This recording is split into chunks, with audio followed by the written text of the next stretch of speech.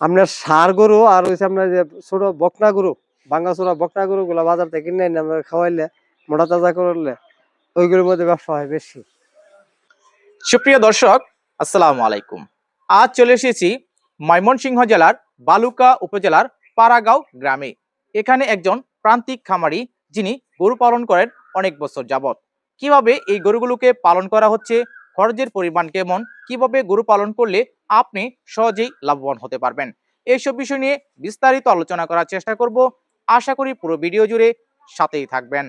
আপনি গরু পালন করেন কত বছর যাবত? এই 15-20 বছর যাবত। প্রথমে কয়টা থেকে শুরু করেছিলেন? আমি প্রথমে অরিজিনালি আপনি 2টা গরুতে শুরু করেছিলাম। 2টার থেকে আপনি 10টা পর্যন্ত আমার খামারে গরু আছে। তা এগুলি আপনার ছোট গরু কিনি, এই যে ধরেন বকনা গরু, ভাঙ্গাচোরা গরুগুলো আছে না, এগুলো কিনে আইরা পরে আমরা মোটা তাজা করি। যখন নাকি আপনার 2 মণ, 2.5 মণ, 3 মণ করে ওজন হয়, তখন আমরা বিক্রি করে দিই।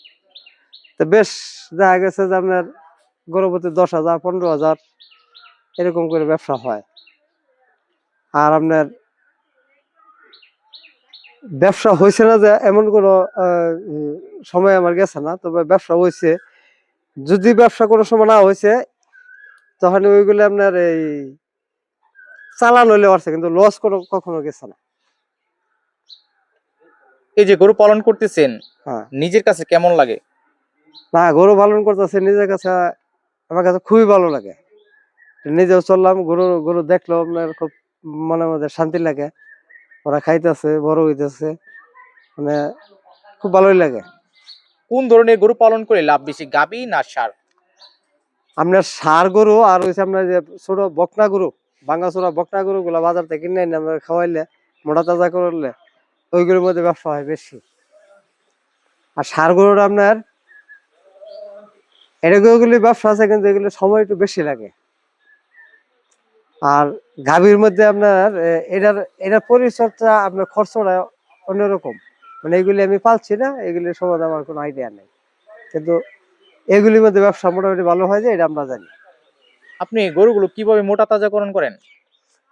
আমরা দেখা গেছে যে গরুগুলো আমরা যে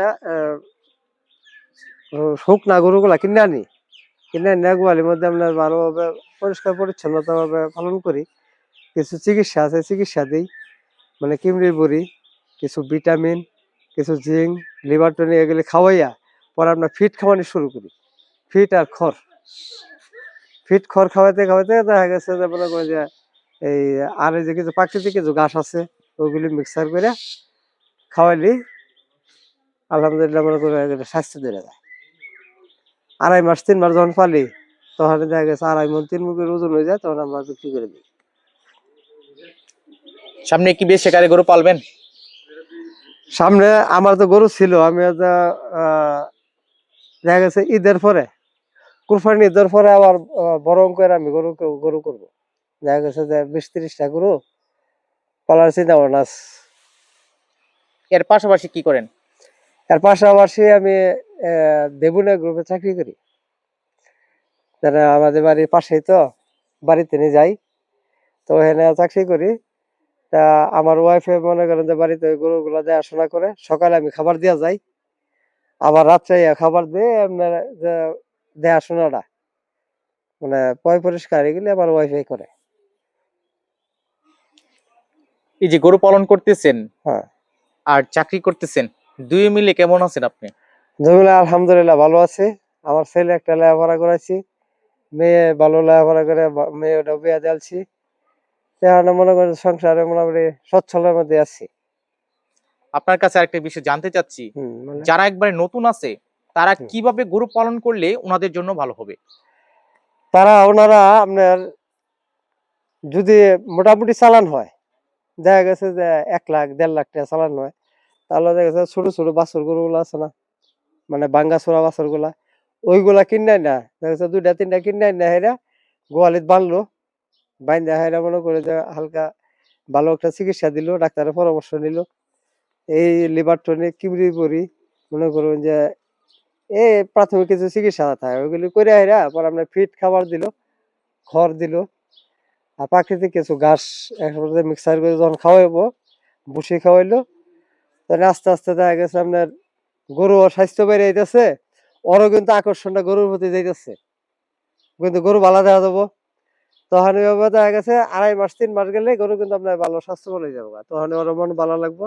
তখন অন্য কিছু বাদ, নেশা খারাপ নেশা, ওদিকে আড্ডা মারে, ওদিকে ঘোরাফেরা করে, এদিকে না করে তখন ওর নেশা হবো খালি গরুর দিকে।